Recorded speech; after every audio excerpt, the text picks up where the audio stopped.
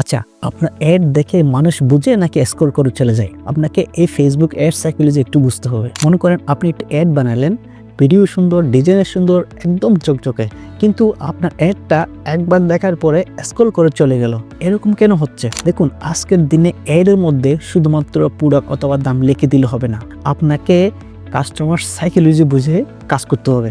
অর্থাৎ আপনার অ্যাড দেখে মানুষ বুঝতে চায় এটা আসলে আমার কোন সমস্যার সমাধান করবে, এই প্রোডাক্টটা কি আসলে আমার প্র্যাকটিক্যাল লাইফে কাজে আসবে, এটা কিভাবে কাজে আসবে। কাস্টমার কিন্তু এই বিষয়গুলো চিন্তা করে।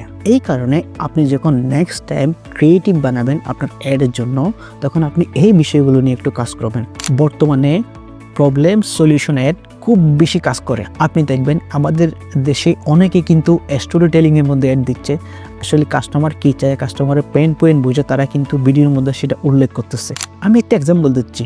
মনে করেন আপনি কসমেটিক্স নিয়ে কাজ করেন।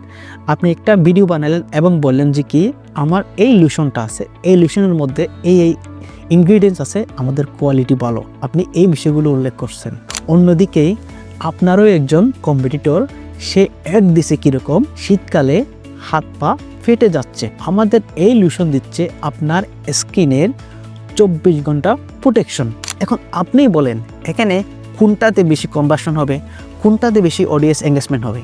অবশ্যই আপনার কম্পিটিটরের অ্যাডে বেশি এঙ্গেজমেন্ট হবে, বেশি কনভার্সন হবে। আপনি যখন নেক্সট স্টেপ অ্যাড বানাবেন, আপনি অ্যাড ক্রিয়েটিভ নিয়ে একটু কাজ করবেন। আপনাকে এটা নিয়ে কাজ করতে হবে যে কি আপনার অ্যাডটা কি দেখবে নাকি বুঝবে, অর্থাৎ আপনার অ্যাডটা কি দেখেই চলে যাবে নাকি আপনার অ্যাডটা স্ক্রল করে থামবে।